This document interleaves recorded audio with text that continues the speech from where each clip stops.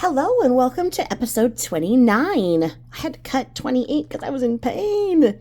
I had to go and eat a banana and hope that potassium helps my bones a little bit, and some Tylenol, and get some tea brewing so that, I don't know, at least it'll make me think I'm feeling better because I'm drinking tea. Who knows? I'm just finishing up.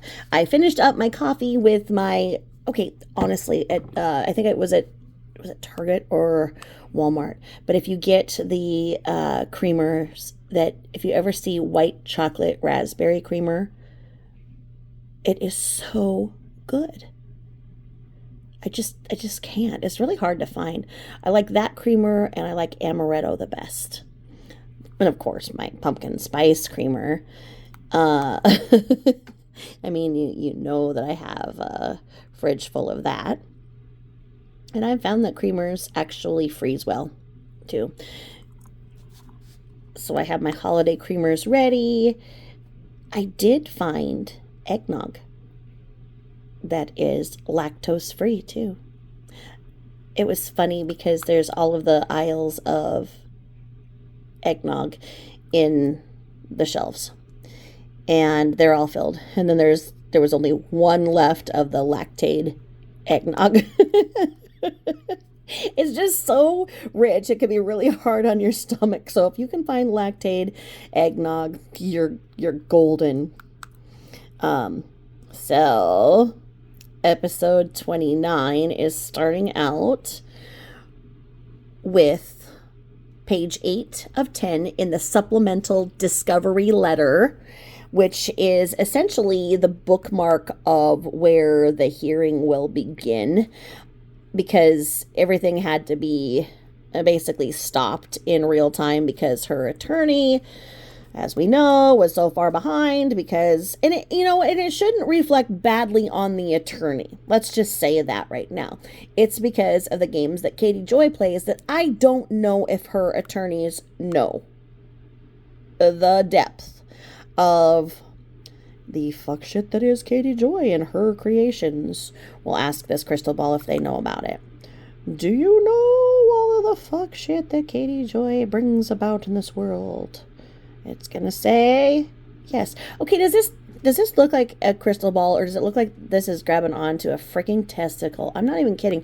When I'm looking at it right now, that looks like a nut. I'm not even kidding. Anyway, there we go. I wonder why I get in trouble. Just can't shut my mouth. All right, here we are. Without further ado, here we are. Back in the same area. I just had to switch out my chair because the other one was hurting my pelvis really bad. Okay. All right. I worked out really hard yesterday, and I think I broke my crotch. I couldn't walk. It's that I think it's a tendon between your crotch and your hip. That thing that it's not a bone, but it feels like a bone. Crotch bone, not the crotch, not the, that thing. Well, I pulled it and I could not walk last night. I was limping, walking really weird, and sleep and ice really helped it. But I just have to be careful because otherwise my pelvis really hurts. Okay, so anywho, getting old sucks. Request number 2. Plaintiffs requested defendants admit if they have ever used controlled substances.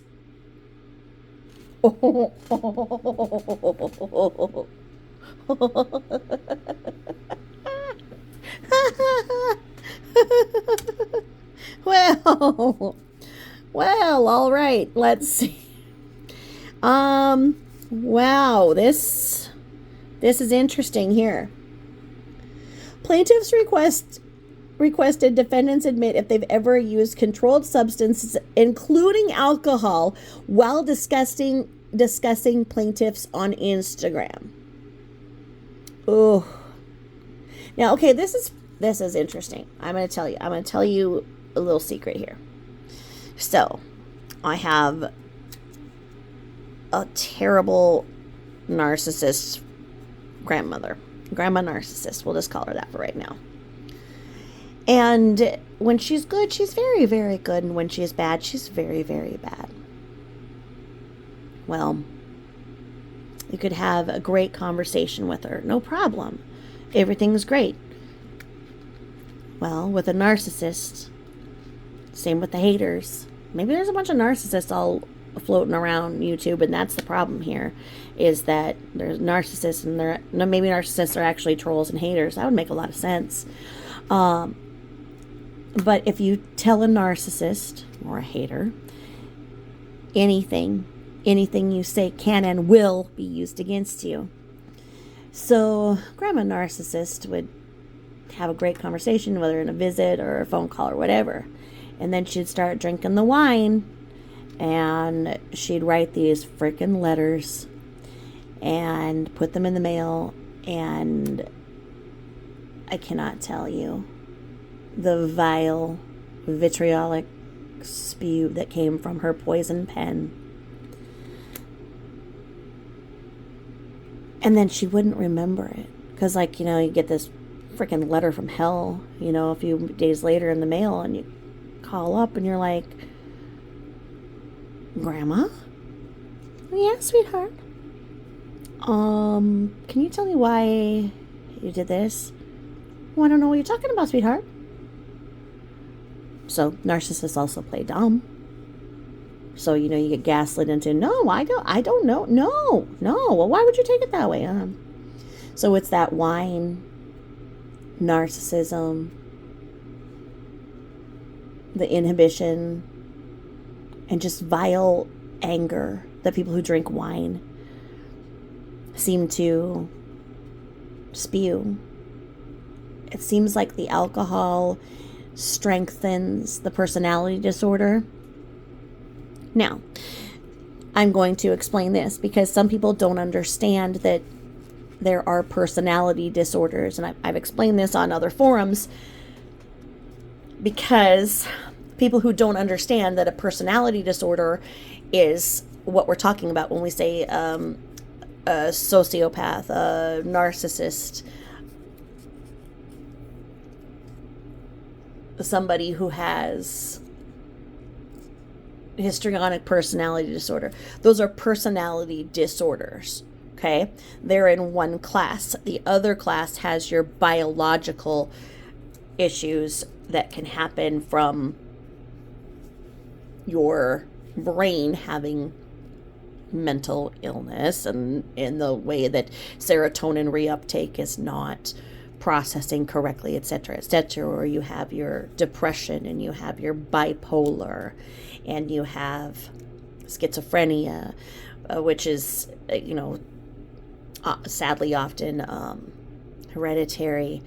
You have that classification, and then you have your personality disorders. Your personality disorders are a learned behavior, where the others are either hereditary, you have a predisposition for that type of mental illness, whereas a personality disorder is the malalignment of the personality, that it is a learned behavior. So if somebody has a personality disorder like a narcissist does, and it can be argued that all of us are narcissistic to some degree, that narcissism in its own right can be a good thing, can make you get further. Some of the best salesmen are obviously narcissists. Some of our great political leaders, if they were to be tested and analyzed, then it would come out that they're a narcissist on paper. I would venture to say that Trump is a narcissist. I don't know what's wrong with Biden. I don't even know if he's real. But anyway, if you add alcohol to a person, then they let their inhibitions go. We all see that. It is my personal belief and observation that personality disorders are heightened, and they come out with alcohol. I was starting my master's thesis on that, but anywho, I could see that Well, Katie Joy could possibly report. I don't want to say that because I don't want to say she's a reporter. But let's say that she observes something and she wants to post about it. We'll say she's a poster, a social media creator poster. We could say that she could see a certain thing before she allegedly starts drinking. We have observed her behavior get different. We have observed her appearance get much different. Her tone, her syntax, we've seen it get different. So we don't know, of course, because we're not there. We don't know what is affecting that. So what they're asking here is, are you under the influence when you're posting this shit? Is that why this is so out there? Do you mean to post? Do you then wake up and see what you've done and say, oh my God, I did not do that, and then a dirty delete? I don't know if any of you have taken Ambien. I think Ambien's the best example. I've taken Ambien, and I had to stop taking Ambien because I would feel like I was awake, obviously, and still do work on my computer or whatnot. And then the next day, wake up and there's something I wrote or whatever. Maybe I wouldn't have wrote those things had I not been on Ambien, but I didn't remember what I was writing. I wouldn't remember conversations. So, when my insomnia was very problematic, then of course my husband would have to, be sure that we have a system where, okay, if I'm going to go to bed and get some sleep, get caught up on some sleep, then I'm going to take my Ambien. We are going to shut the door, lock the door from the outside. My laptop cannot be there. No laptop, no phone, go to sleep.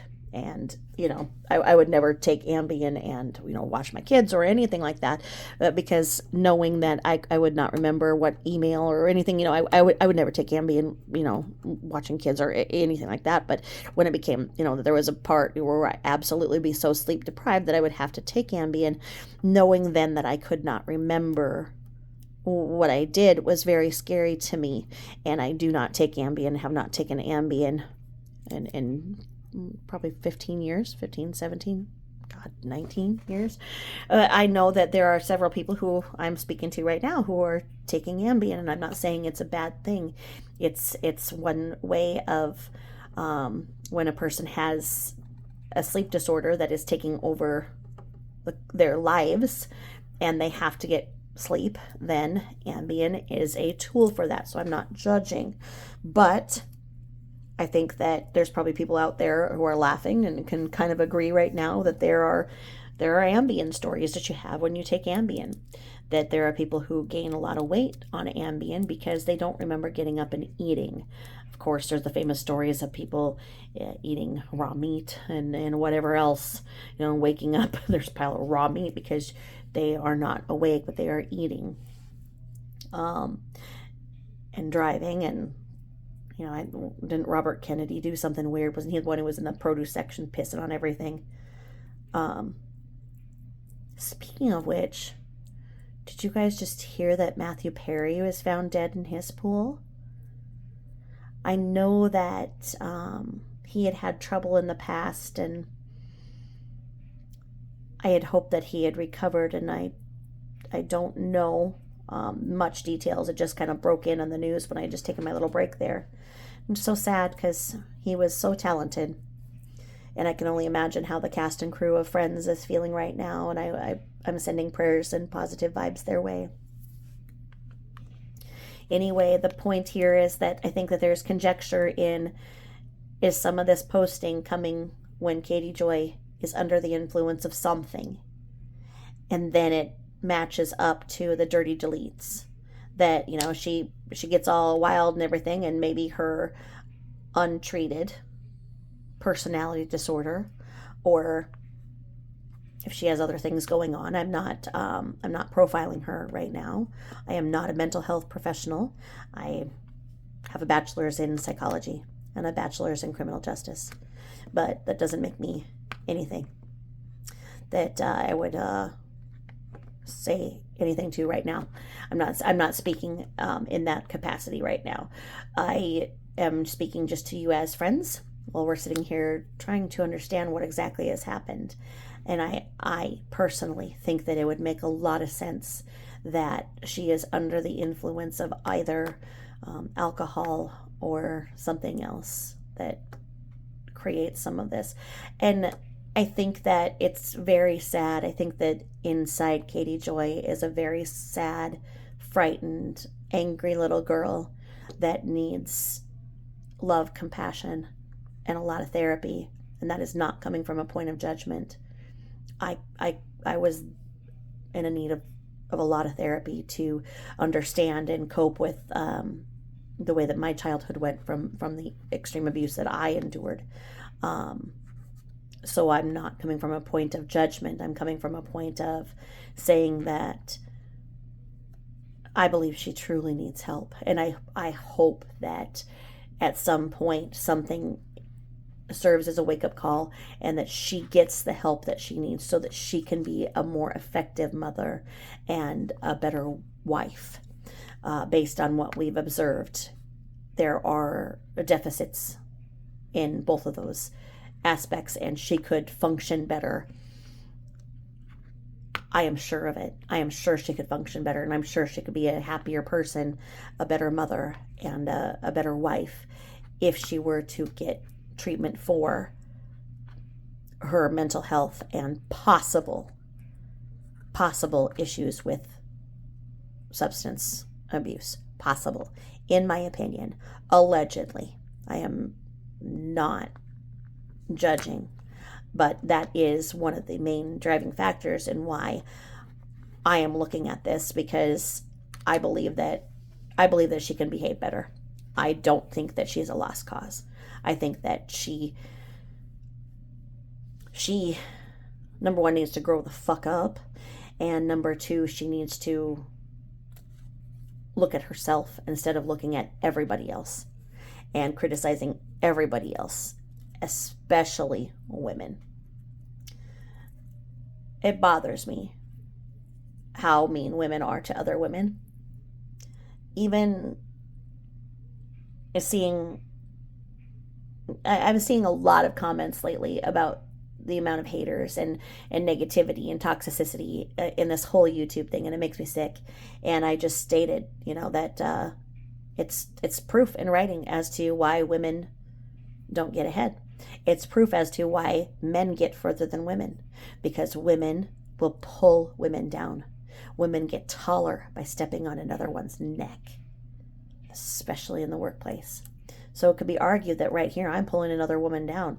Well, I'm pulling another woman down here, talking about KJ, because she is hurting so many other women, that the greater good would be to expose her to the effect that she stops, looks at what she is doing, stops it, gets help, and goes on a better path. So I'm not perfect. We all know that. Wrong. I was wrong. Do the wrong song. Back to the script. Anywho,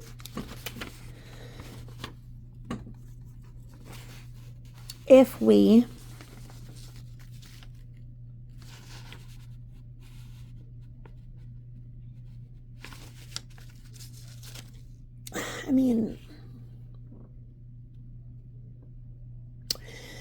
I better shut my mouth. Okay.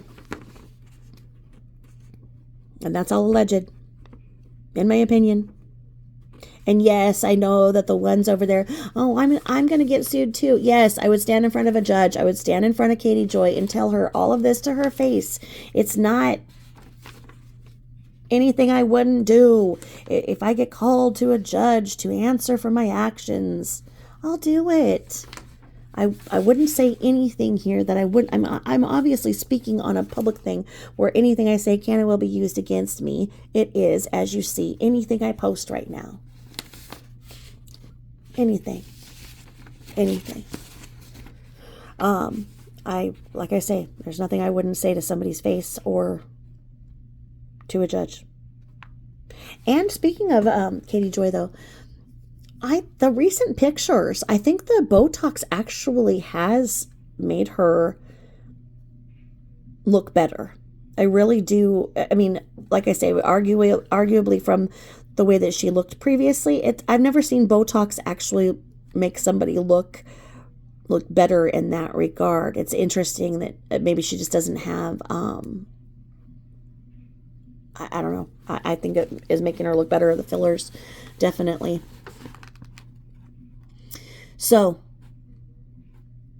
plaintiffs requested defendants admit if they've ever used controlled substances, including alcohol, while discussing plaintiffs on Instagram. Defendants objected as alcohol is not a controlled substance and to relevance. Okay. Dum-dums. Alcohol is considered a substance as it affects you, just as caffeine is a substance and it affects you. Anything that can affect you is seen in that continuum as a substance. Maybe they should have broken it down a little more and said a chemical. I don't freaking know, but it is said that alcohol is a substance that's, the haters are going to jump all over me, but in the world of addiction, let's use Mormonism.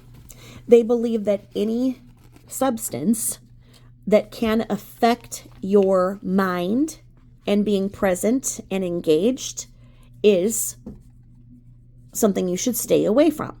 That is why the Latter-day Saints do not drink coffee, caffeine. And you're all like, well, I know somebody who's a Mormon who drinks caffeine, blah, blah, blah. Yes, the religion has softened its stance on caffeine, as it's tough to go without that for a lot of people. But it is still not something that Mormons are going to encourage, but they look at it as if that's the worst thing you're doing, okay, please try to keep it in moderation. In that continuum, that's where alcohol is seen as the substance that affects, like caffeine is a substance that affects, like that. To take it that literal as alcohol is not a substance, that's just crazy to put in there, because I don't know. I don't know how they missed this. This is bad. Okay, so let's see what they say here. Defendants objected as alcohol is not a controlled substance and to relevance. Okay, well, alcohol may not be a controlled substance in a criminal sense, in the sense that it is a mind and behavior altering substance which is regulated. The colloquial use of the term shall include any mind altering or potentially mind altering substance, including alcohol. The question is relevant as defendants claim they are a journalist, and use of any kind of mind altering substance is relevant to defendants' claim they are a reporter. Boom. Further, this entire lawsuit is based on statements against or about plaintiffs is relevant to this lawsuit. Therefore, defendants must answer this request. Failure to do so by the below prescribed deadline will be considered an admission pursuant to Minnesota Rules of Civil Procedure 36.01. Bam. Very, very good. Very good.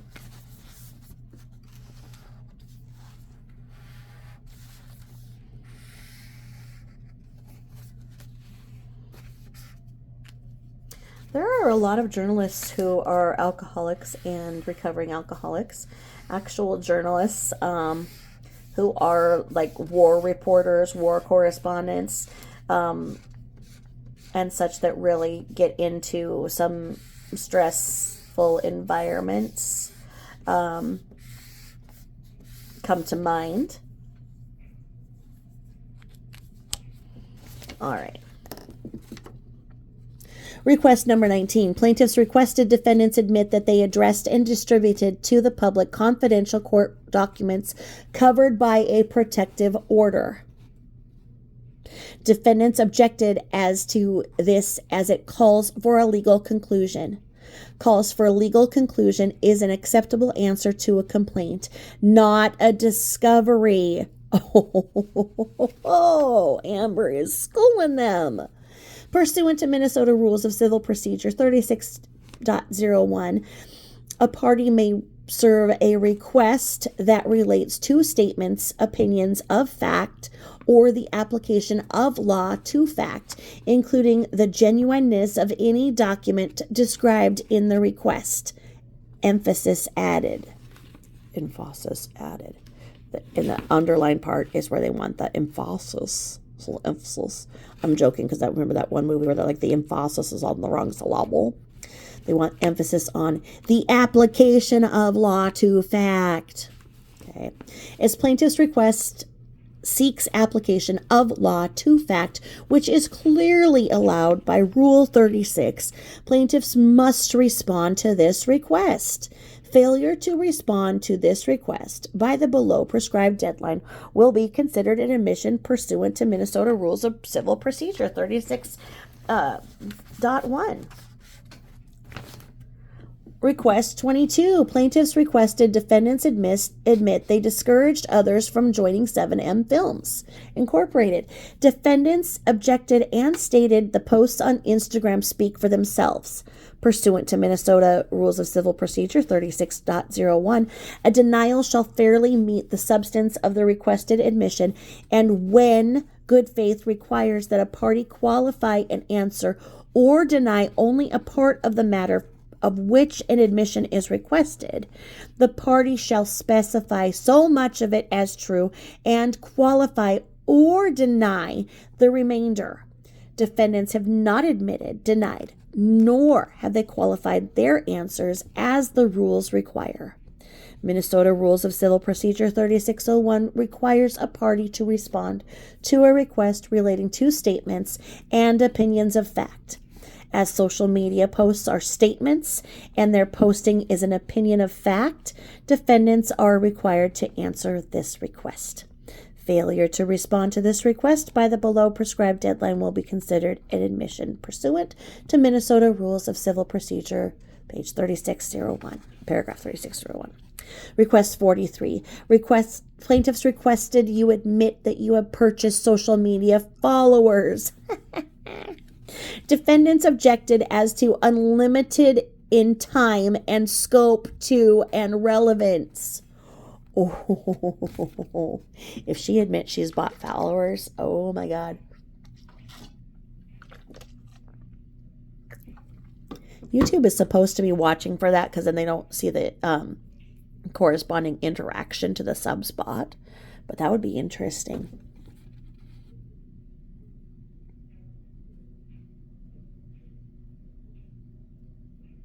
This question is aimed to account for any time Ms. Paulson or Without a Crystal Ball have purchased followers on social media going back as far as social media followers could be purchased.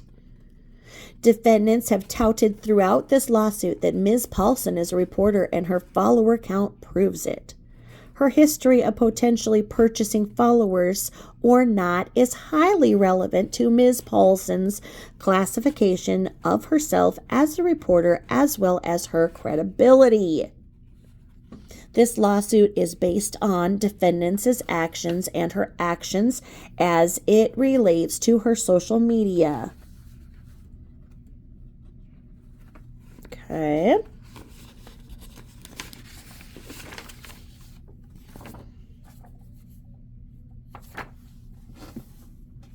Sorry. There we go. So to her social media follower count, including, hold on, what is this?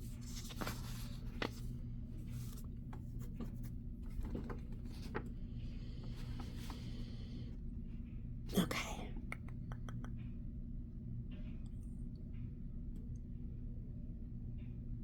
Okay. To her social media follower account, including any she has purchased relevant to this case. What does that mean? Any that she's purchased, including any she has purchased. Okay, any that she has purchased is relevant to this case. Okay, sorry. I was stumbling on that, trying to think of how that would make sense, but I guess it does make sense if you think about it. Okay. Requests 43 through 47.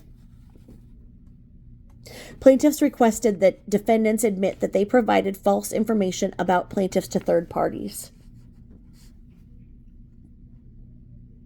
Defendants have denied to the extent that Ms. Paulson has no basis to believe that statements were false.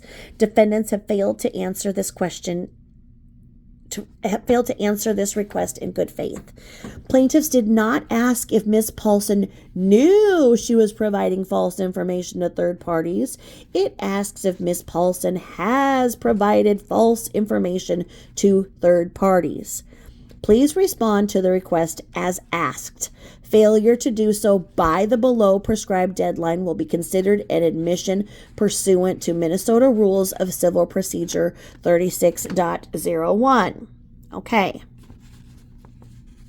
Request 90. Plaintiffs requested defendants admit they called for their followers to boycott 7M Films Incorporated.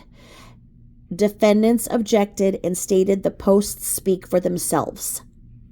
Pursuant to Minnesota Rules of Civil Procedure 36.01, a denial shall fairly meet the substance of the requested admission, and when good faith requires that a party qualify and answer or deny only a part of the matter of which an admission is requested, the party shall specify so much of it as true and qualify or deny the remainder, according to Minnesota Rules of Civil Procedure 36, paragraph 36.01. Requires to party to respond to a request relating to statements and opinions of fact, as social media posts are statements, and their posting is an opinion of fact. Defendants are required to answer this request.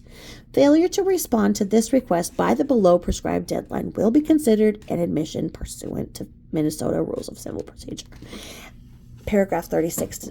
Sentence 1. So you can see what she's doing, what Amber's doing. She's boxing them in. She's saying, okay, you don't want to answer? Fine. Then that means that it's an affirmative. That if you don't want to argue this in a way that is legal and acceptable, then that is considered a yes from you. Okay. So this is going to be a yes, yes, yes, yes, and yes. Well, let's see how much of a check you can cut to me to help my clients feel better about the damage that you've inflicted in them. And there you go. That's what Amber's doing in here. She's sly like a fox and boxing her in. Request 102. Plaintiffs requested defendants admit her statements about plaintiffs and fasting were her own thoughts after viewing a paid sponsorship with a Do Fasting app. Defendants objected to the statement as to the form, as it was not a fair paraphrase of what Ms. Paulson might have stated. No statements were made in this request, merely designation of a subject matter and the potential source for that information. As it appears, defendants were merely copying and pasting their answer and did not properly respond to the request. Plaintiffs request defendants will respond to this request in full admission. Failure to do so to respond to this request by the below prescribed deadline will be considered an admission pursuant to Minnesota Rules of Civil Procedure, paragraph 36.01. Request 148. Plaintiffs requested defendants admit that after being informed their statements regarding plaintiffs were untrue, she did not issue retractions.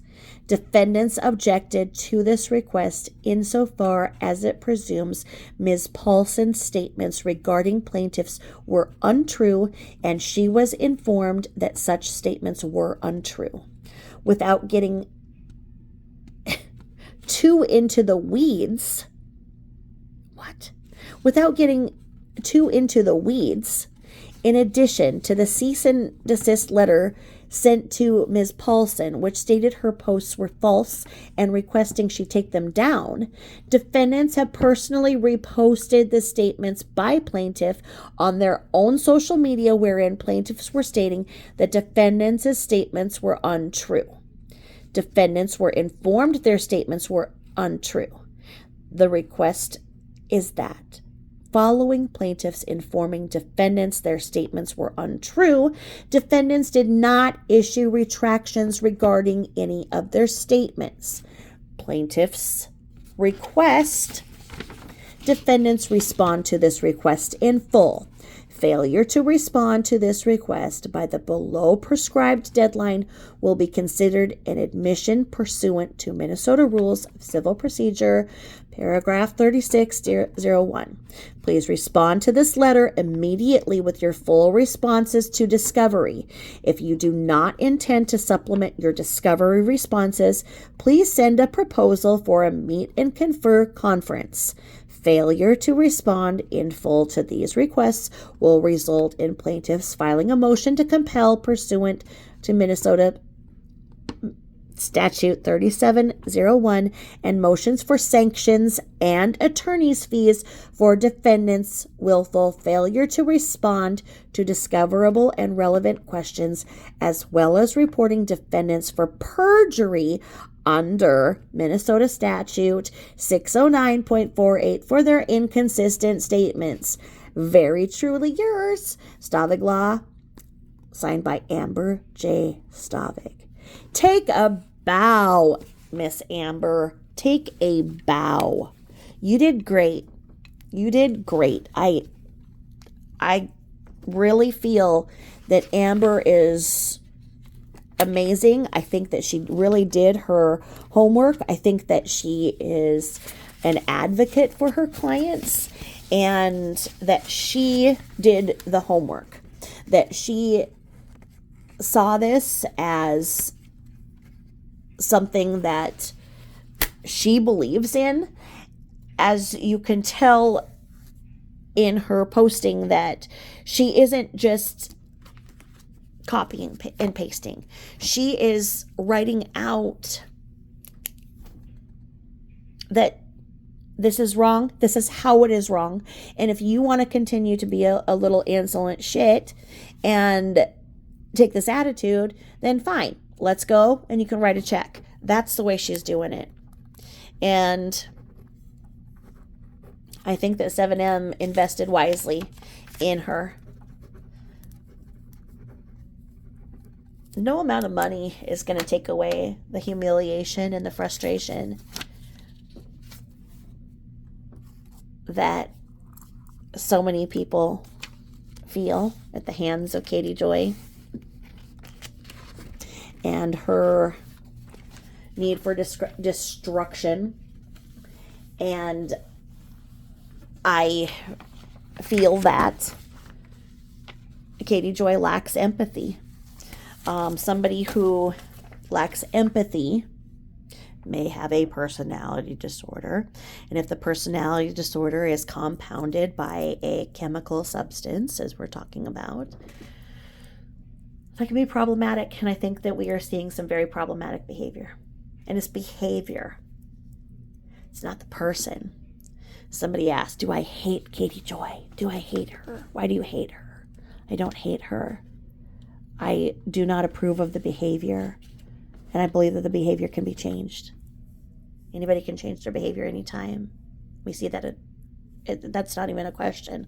As long as you're breathing, you can change your behavior, and you can be a better person, and a better mother, and a better wife. I think you can. I truly believe it. And with this, I will conclude episode 29. Thank you so much for listening, and I will talk to you again soon. Please like, subscribe, share, and I will talk to you again soon. Thank you so much. Bye-bye.